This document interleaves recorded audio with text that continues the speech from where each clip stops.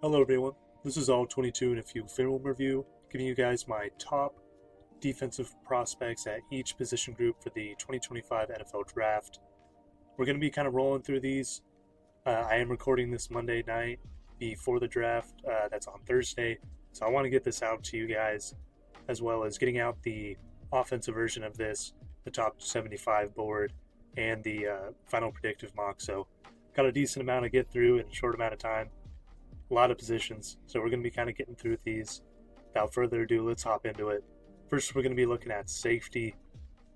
Now, I am going to give you guys a top 5 at this.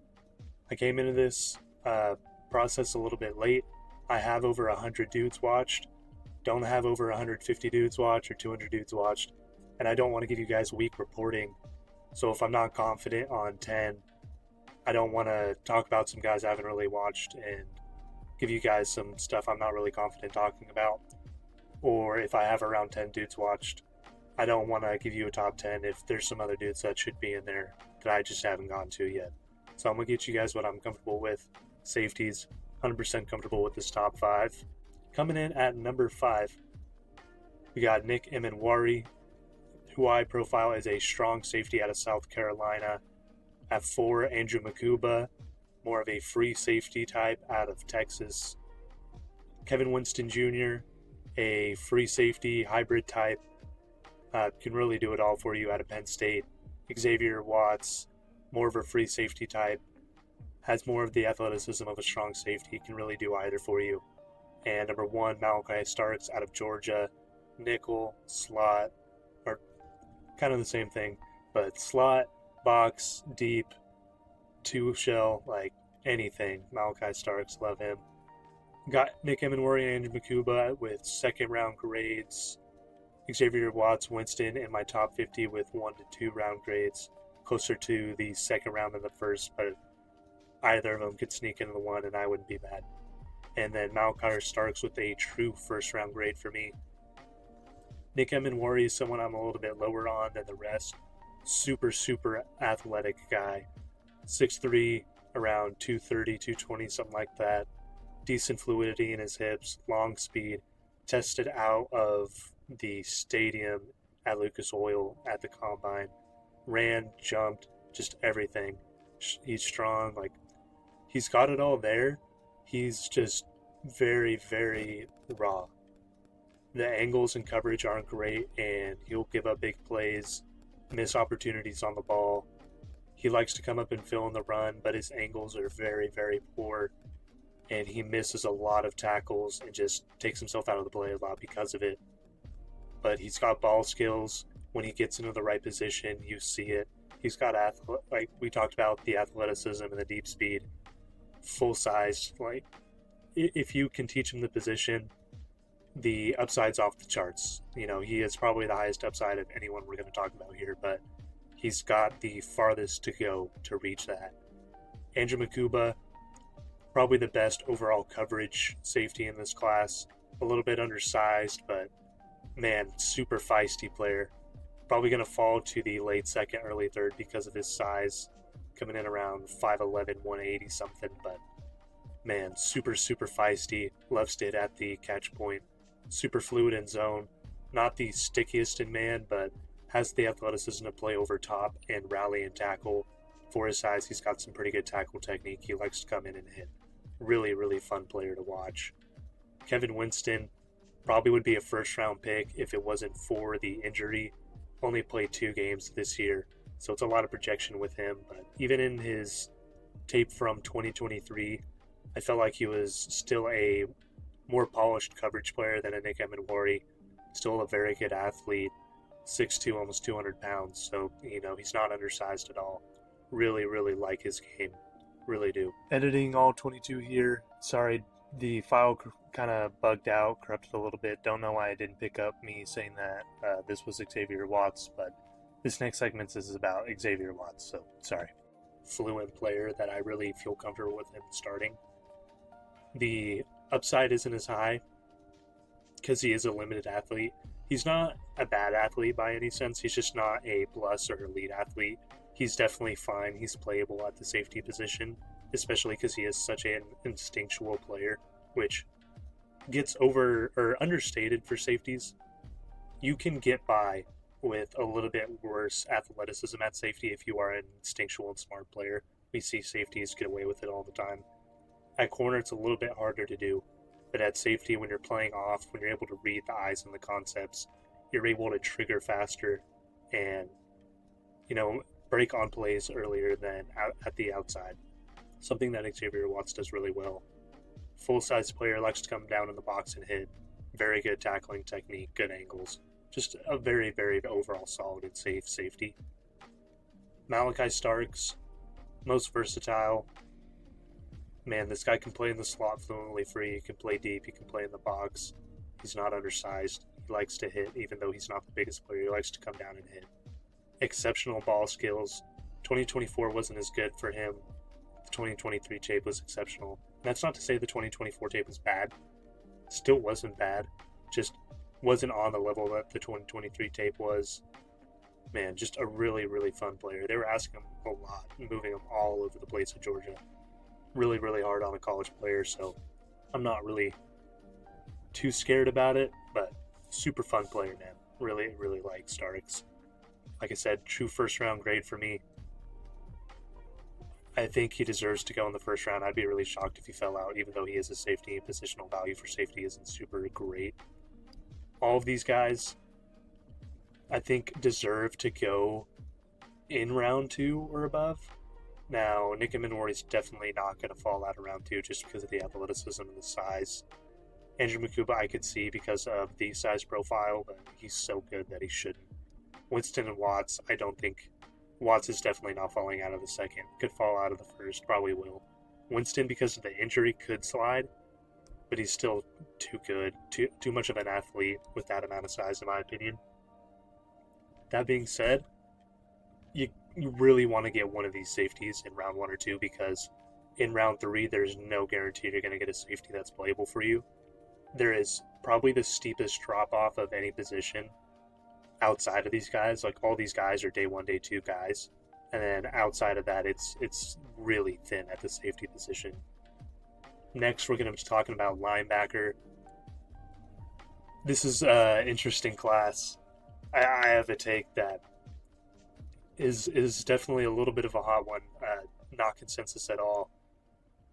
We're going to be going through the class. 5, Chris Paul, linebacker out of Ole Miss. 4, Carson Schweschinger out of UCLA. Danny Stutzman, linebacker out of Oklahoma. Demetrius Knight out of South Carolina. And Jahad Campbell, number 1, by far and away, out of Alabama. Everyone outside of Jahad Campbell, I have a 3rd-round grade on. Jahad Campbell, I do have a 1st-round grade on. He's at the very fringe of a true 1st-round grade for me. It's still true 1st round. Everyone else is in a pretty similar clump. I do think Carson Schweschinger probably goes off the board first, if not Demetrius Knight. But I think all of these guys are in a similar grouping for me. Very interesting group. Jahad Campbell, you've heard the most about him. I'm not going to spend a ton of time on him, but basically elite at everything. Super fluid mover, strong, was recruited as an edge rusher, so he's got a pass rushing background. Not super fluid in zone. Doesn't have a great feel for routes coming behind him or concepts, but he does flash snapshotting. He does try to match routes. He is a really good athlete, so he's really sticky in man. He can man up running backs and tight ends. Does everything right, except the only reason I'm low on him is being able to get off blocks.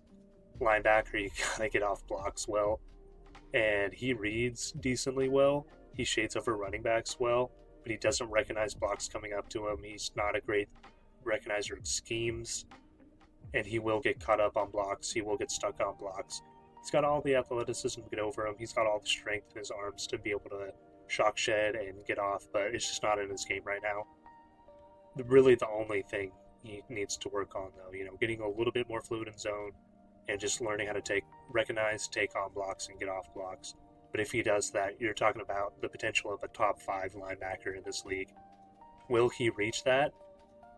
Not 100% sure. He definitely has the potential to. Really like Jahad Campbell. Demetrius Knight, very interesting player. Uh, Decently sized linebacker. He's got not uber athleticism, but more than enough athleticism to play it at the next level. When he's shaded over the running back,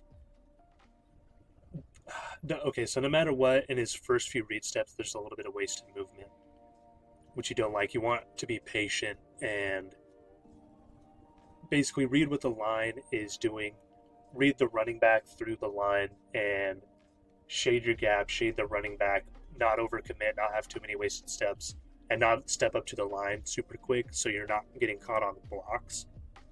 Demetrius Knight, when he's shaded on top of the running back, shades really well. Even though his first few read steps might have a little bit of wasted movement, he shades really well, and he makes plays when he's not being blocked. But when he isn't being blocked, it's really, really, really just washy, man. He'll get impatient, he'll bite and overcommit and get sucked up in the run super quick. I think of all these linebackers, he's the best at actually shocking, shedding, getting off, and getting over blocks. But it's just super inconsistent how he plays the run. When it's all there, it looks really nice. He's a little bit worse in coverage, I would say, as far as zone goes than Jahad Campbell. A little less fluent in his hips. Very inconsistent in snapshotting. Doesn't have the best feel for route concepts behind him, but he will try to match some routes. He does see routes underneath him. Decent in matching outlets from running backs, but probably not someone you're going to want to man up too consistently on tight ends. It's someone that, when it's all together, has the makings of a potential 3-down linebacker. It's just really inconsistent. But in a class that's really weak in getting off blocks, he actually does that. So, and he's a more full-size linebacker than most. So I like Demetrius Knight. Danny Stutzman, biggest thing that scares me with him is his eyes. But I like him a lot. That's my biggest, hottest take here is him over Schlesinger. I'm low on him compared to consensus. Stutzman, very, very good athlete. Not overwhelming speed. He's not got the click and close or the sideline of a Jahad Campbell, but he's still got NFL sideline to sideline speed. Very fluent hips, quick feet.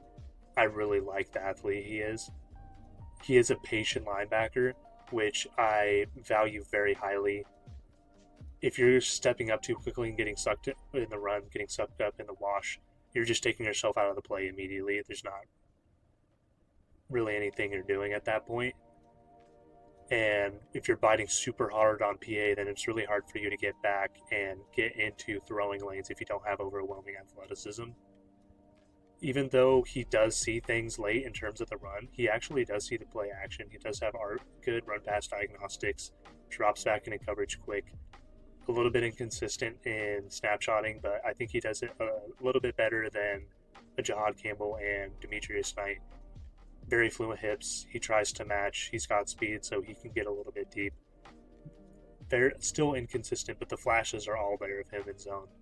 And man, not the worst athlete, so he can match up underneath.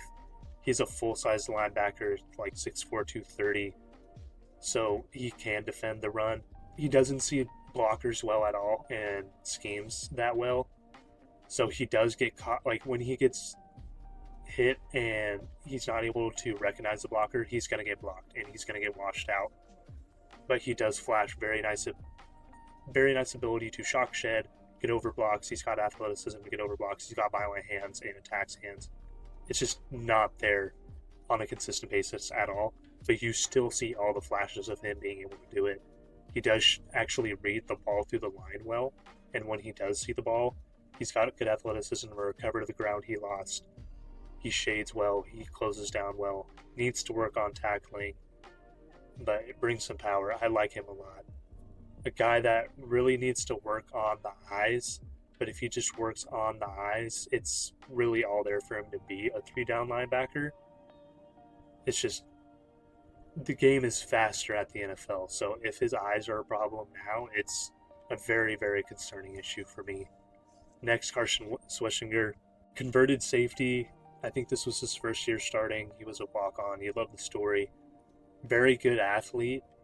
You see the safety background. He's very fluid in coverage. He sees routes well. He understands route concepts, understands routes behind him, shades, decent in man.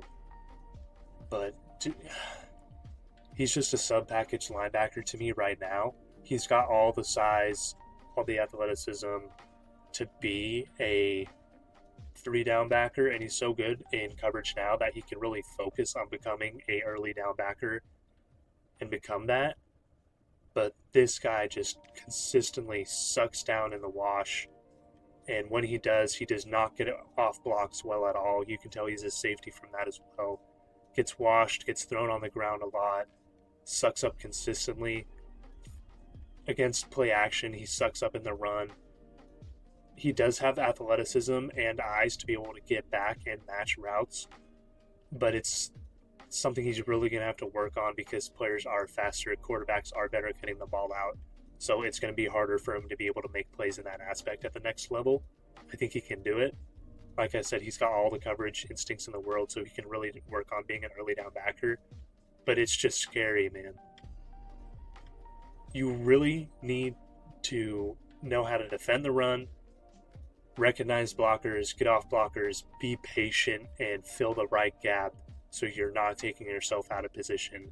Because if you want to be a three-down linebacker, most of the time, first and second down, you're either getting a run fit or an RPO or a play action. So you got to be able to fit those correctly, and you got to be able to recognize what's happening when. And when it's not third down, when it's not obvious pass situations, he consistently gets himself sucked up, and when he gets sucked up, he's not able to get off blocks. That's very scary for me. That's why I'm so low on him. Like I said, he has everything to become a three-down linebacker. He's just got a lot longer to go, in my opinion, in terms of early down work, which is going to be the majority of the work if he wants to be a true starting linebacker. Chris Paul, a little bit undersized, good athlete. All these guys are, honestly, for linebackers, pretty decent athletes. Chris Paul, good mover. I would say the least amount of flashes of all of them. He has good flashes of being able to get off blocks despite his size. He's decently fluid in his hips, and he can match routes. Just on a down-to-down basis, it's the least consistent of all these guys. But you do see the flashes of him in the passing game and in the run game as an athlete getting after the quarterback. Decent tackler, so you really like what Chris Paul has to offer. It's just he's going to need some time to get it there. Now, like this group with the safety group, very, very thin group. Drop-off happens basically immediately after Jahad Campbell, as he's the only first-round guy. These guys are third-round guys after this. You're getting more into fourth, fifth-round guys. I do want to give a shout-out to Sean Dolak out of Buffalo. Small school, not a great athlete, undersized, but plays the linebacker position super well and is super instinctual. If he ends up having a good career, I wouldn't be surprised in the slightest, and I'm rooting every single bit for him. For all these guys, I know it may sound like I talk a little bit more negatively about some people than others, but at the end of the day, these are all human. These people are all human. They're all just trying to make a living doing something that they all love, something that all of us wish we could do, even if it's not directly with football. Being able to just make potential millions doing something you love that doesn't even really feel like much of a job. You've got to root for all these guys to want to make it. I am a very realistic and honest evaluator, and I'm going to give it to you straight about how I feel about these guys and their potential to make it to the league. Now we're going to be moving to corner. Going to be spending a little bit less time because if you really want deep dives on most of these guys, I've given a top 10 corner video. There has been a little bit of movement as I evaluate how I feel like these guys are, what they do best, how that's going to work in the league, how translatable they do it, their holdbacks, kind of everything. Not just how I feel about them, but like I said, how translatable is it? How much time, what's their ceiling, what's their floor, what are they giving me day one, how long does it take to get to their eventual ceiling? All that kind of just really evaluating and reanalyzing how I feel about each of these guys. Also getting into more tape to get a better picture. Number 10, we actually have a new body in here. Noel Williams out of California. Azariah Thomas fell out of the top 10 for me. If you do watch my corner video, cut me some slack. I accidentally put him as A+ speed instead of B+. Was an error I shouldn't have missed. I still felt like he ran a lot better than 4.6. Ran a 4.6 at corner, which is really, really, really tough. If you're in the low 4.5s, I can get behind it, especially if you have good feet and good technique.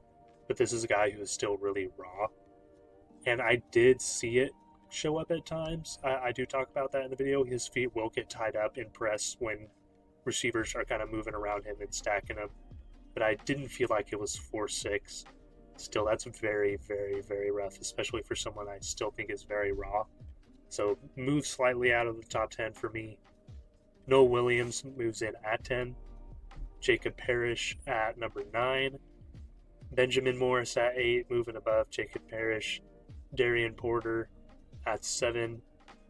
Trey Amos and Savone Ravel are still tied as their true grade for me, but I'm going to give Trey Amos the slight nod for the 5A as opposed to Savone being the 5B, just because Trey Amos, I think, is a better day one floor.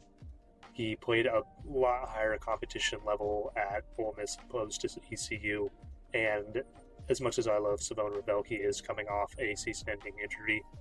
So, again, same grade on those guys, but due to those circumstances, I'm going to give Amos the slight nod as far as ranking.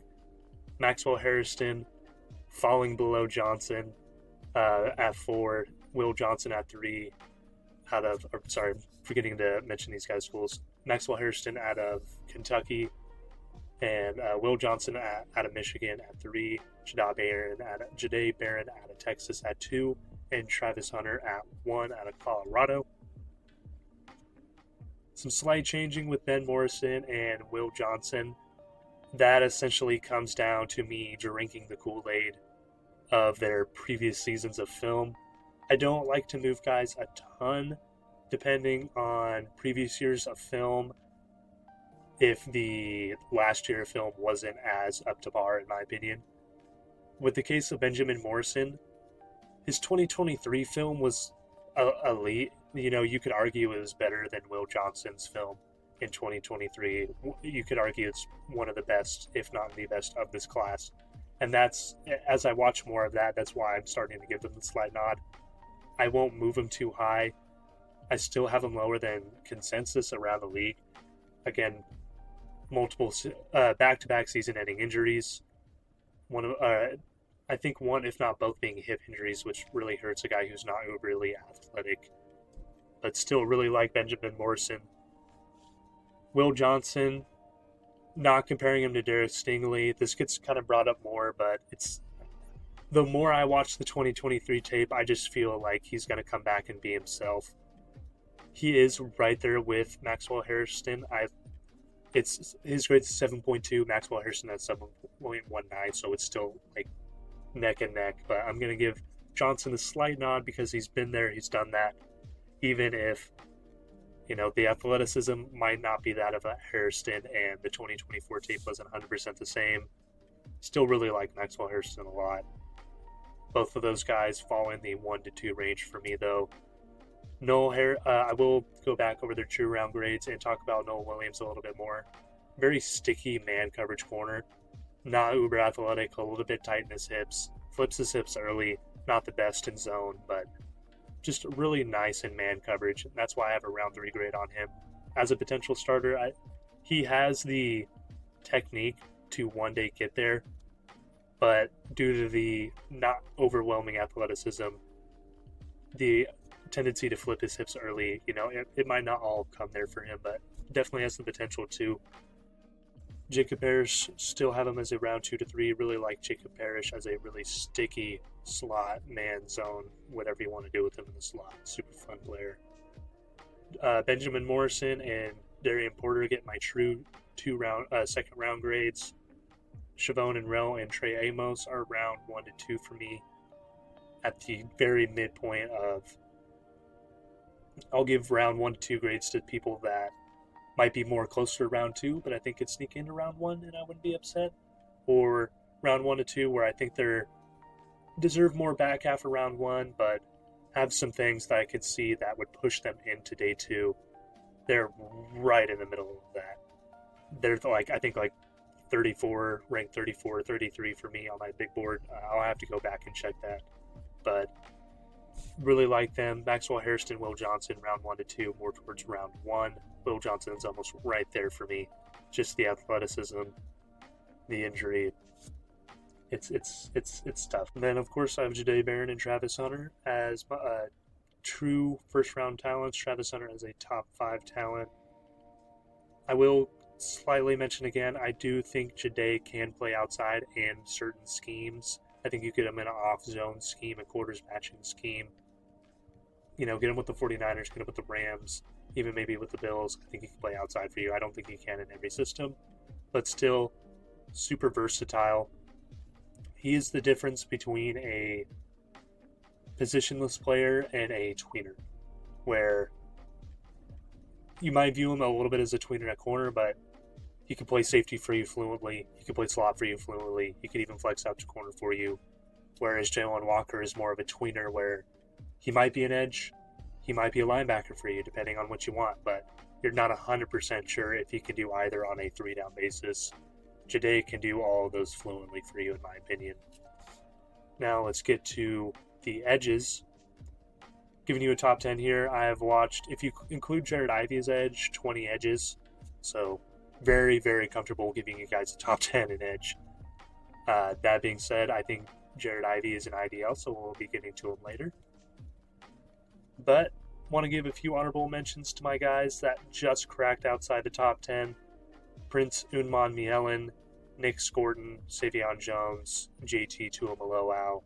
I think all those guys are guys that can go in day 2. I think Savion Jones and Tuimoloau are leaning more towards they might go day 3.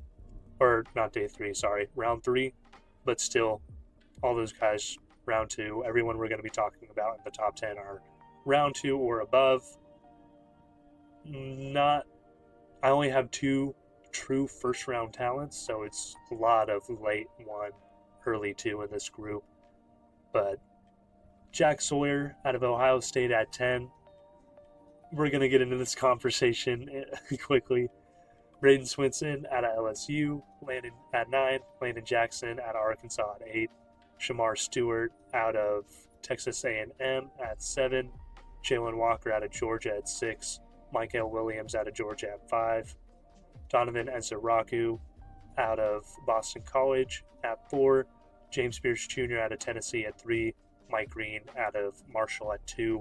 Abdul Carter out of Penn State at 1. Jack Sawyer, we got to get into the elephant of the room. Someone I'm a lot higher on than consensus. This is a hill I'm willing to die on, and a learning lesson for me. This is a player I am using as a learning lesson, and if we come back in 2 years and I was wrong, I'll admit that, take that straight on the chin. Always going to be perfectly okay with admitting my faults and losses. But man, I have him at 10 because he's got such a high run defending floor, such a smart player, knows how to defend the run, knows how to shed, knows how to set an edge. Isn't an uber athlete, but again, knows how to set an edge and keep the outside. That is one reason a lot of these guys underneath him just aren't the same run defender.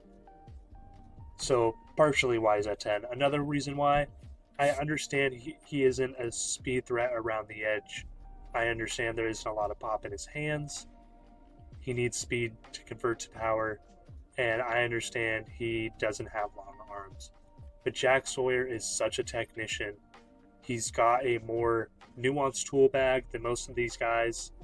He knows how to win around the edge with his hands and with his hips, which a lot of edges in this class don't know how to get their hips through and win with their hips, which is how you win at the next level, is with your hips and moving your hands well with your hips, which I think he can do. He's just someone that's so smart and so technical that I think he's going to find a way to win at the next level despite the athletic or length deficiencies. He's just such a smart player, just knows how to win. Even if it's, not elite, I have that gut feeling that he's just going to know how to do it. And if he doesn't, fine. It's okay. I'll take that. Braden Swinson out of LSU, very, very, very powerful wide nine edge rusher. Doesn't see the game too great right now. Someone I think that is going to develop into someone very good very soon, though. Real NFL get off, real NFL length and power off the edge. Shows very nice flashes of defending the run, even if it isn't very consistent. He will get himself out of position. Like I said, doesn't see it that great yet, but man, the flashes of him rushing off the wide nine are very, very good. Someone with real NFL length, and like I said, real NFL get off. His power and his drive in his bowl and the way he wins is very translatable and someone I feel good about. Landon Jackson, most of these guys we're not going to get too deep into for the rest because I'm going to try to get through this and wrap this up. I haven't talked about any of the interior defensive linemen yet. We got to do that. And I've talked about all these guys. So all the rest of these guys, go back to that edge video, but we're going to fly through it. Love Landon Jackson's upside, even if he probably has some of the farthest lengths to go in the pass rush in this class. Elite run defender, in my opinion. And if he can put it again all together in the pass rush, he can go far. Shamar Stewart, we all know the conversation about him by now. Someone who doesn't have any production, but all the size and athleticism. A little bit of question with him dropping so much weight to test that well. But I think it will play in well for him because he does like to win around the edge, even if he should be winning with power more. Micah Williams, someone who doesn't get enough love in my opinion, has a pretty solid run defending floor, and someone who was playing injured all year, was mostly rushing from a 4-eye, which is not advantageous at all. And he's got all the length, not an uber athlete, but he's a plus athlete. He's got some bend. He shows some good hand moves. It's just not all put together for him, but I think he has less. For him to hit his ceiling, I feel like he has he doesn't have as far to go, as some of these other guys do, even if he's not giving the credit. Donovan Ezeraku, just absolute technician and gamer off the edge, man. Love him. James Pierce Jr., Mike Green, Abdul Carter. We've all heard the conversations. Can't believe James Pierce Jr. is starting to fall. I feel like there's a little bit of prospect fatigue at him at this point. I understand the downsides in the run, but he's such a splash playmaker off the backside. Wins with power, wins with speed, decent tool belt. Really like him. Mike Green and Abdul Carter. Go watch my top 10 edge rusher video. Talk about them in really, really great length in that video.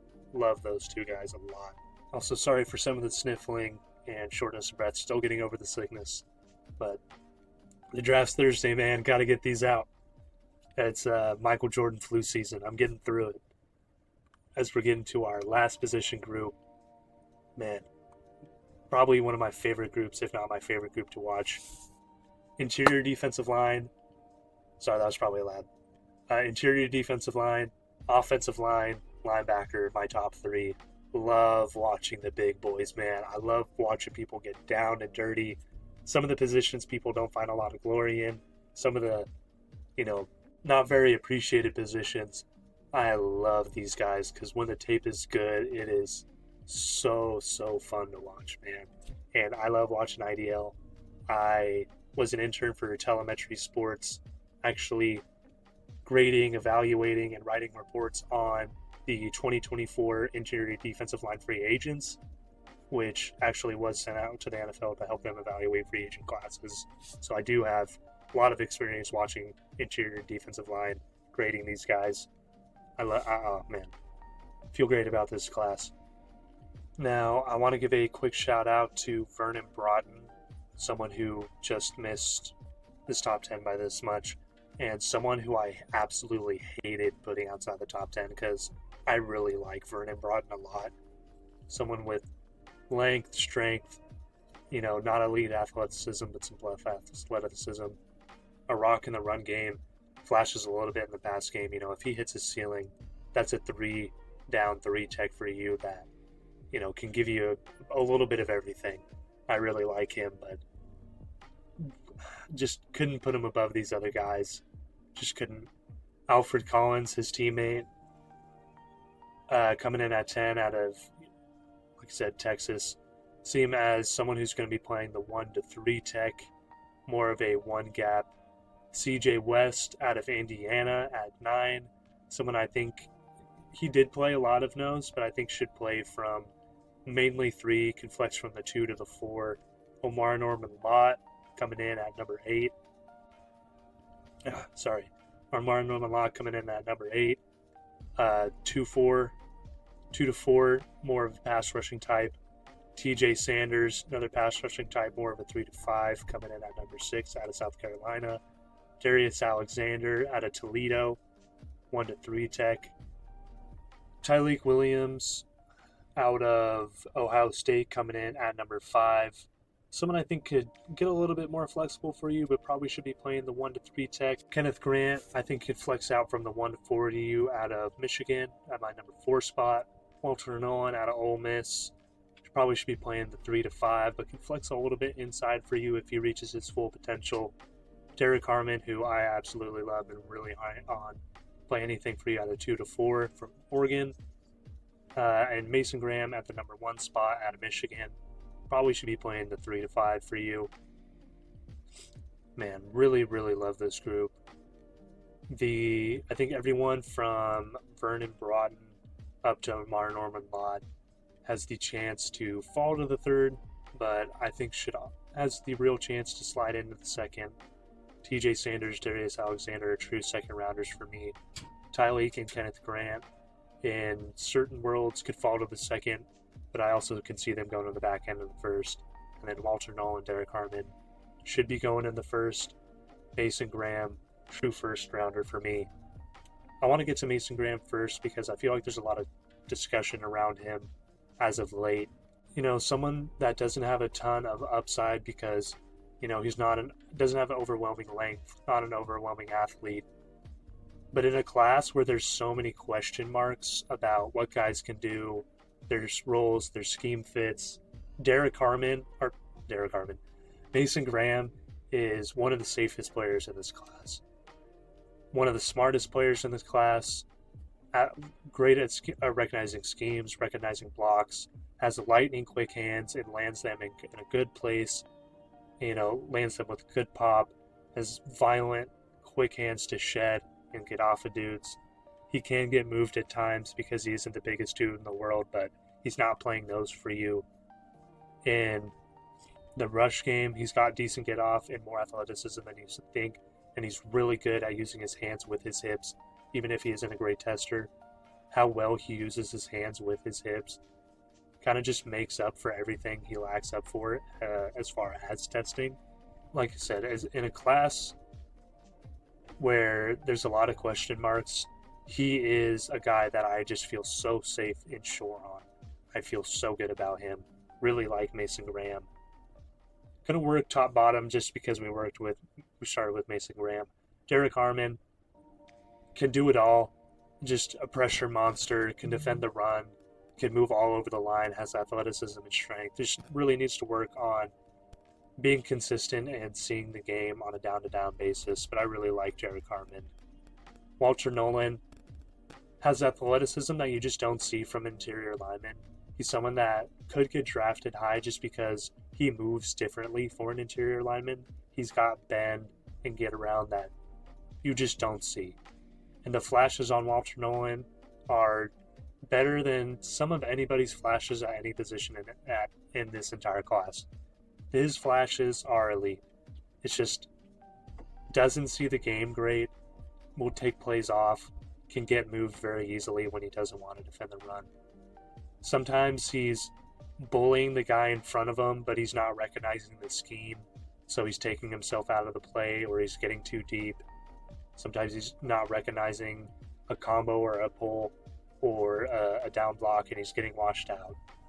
But man, I still love this guy. If he hits his upside, it's scary. It's really scary because he has the potential to be a top 5 type guy, top even 3-1 type rusher, and as a 3-down player, still a great 3-down player. Kenneth Grant, Tyleik Williams, they're your big boys up in the middle, but also give you some juice in the pass rush, and that's why they're up this high. I think Kenneth Grant shows a little bit more flexibility in his hips. He likes to win with finesse more than I'd like him to because he is so good at bull rushing. But man, really good run defenders. I think Tyleik is a little bit smarter as a run defender. But the reason I have Grant a tiny bit higher is a little bit more fluid in the rush, which is a little bit more valuable, especially from the interior spot. You don't get interior rushers often, so when you get a guy that can do that, it is very, very, very valuable. But still, those guys are literally right next to each other for me.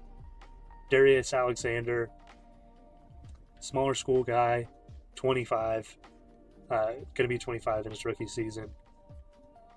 But, oh, man, he's so fun to watch. The guy who has it on all 3 downs, power on his pass rush, a decent tool belt, flexibility in the hips, shows some dominant swims and wins at the line in the run, but just plays super high in his pad level. And so all those are really just flashes. There's a lot of times where he's just kind of getting washed out, or his pass rush is nulled, or he's getting written out due to his pad level. But man, when it's there and it's hitting, it's really there. TJ Sanders, a guy that gets moved in the run game, but can win his one-on-ones in the run game. So he's really situational in that aspect, but just a really, really good pass rusher. He's got an NFL-level bull rush and can counter off that bull rush. Not a super nuanced tool belt, but, he's power translate in the NFL, and he's got NFL-level power. TJ Sanders, Omar Norman Lott, a more nuanced pass rusher, very, very more projection-based as far as the run game. I don't think he's a liability in the run game, but like I said in the 3-round mock, only had like 80-something snaps in the run game all year. They just didn't play him, so he's a lot of projection. I think he can be a 3-down player. He's got the strength and the leverage to be. It's just we got to see him be able to do it. But man, just the most nuanced day 1 ready pass rush interior. Got a good belt, rushes with good natural leverage, good power in his rush. Could win around linemen. Just really love what he brings to the table. CJ West, probably my favorite interior line watch.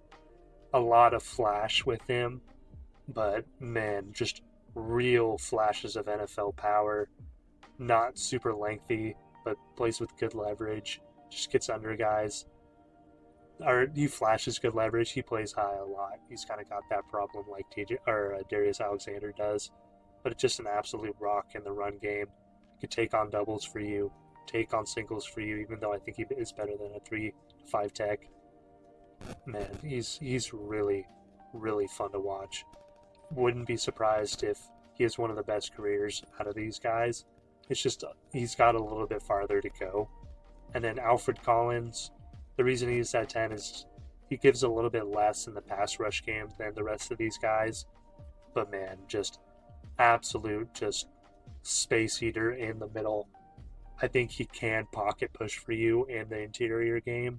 It's not like it's out of his game. It's just not on the level of some of these other guys. But it's still super, super, super good run defender. All these guys, man, they deserve to go round 2 or above. Some of them will probably slip into round 3 just because of how deep the position is. This is a really deep position. It's not like some of the other positions where there's a deep fall off after the top guys all the way through round 4. I think you're getting some quality dudes, man. You really can't go wrong day 1 or day 2 drafting an interior guy, in my opinion. Really like all these guys. I'm sorry we couldn't get super deep into all the characteristics, all the real deep nuances with every single guy at every single position. A lot of health circumstances, time circumstances. I want to get these rankings out to you guys so you have them before draft day, so you have my opinion. Really hope you guys enjoyed. Be on the lookout for the offensive video coming out shortly after this one. Draft day's coming. It's this week. It's almost here. Thank you guys. I really hope you enjoyed. See you in the next one.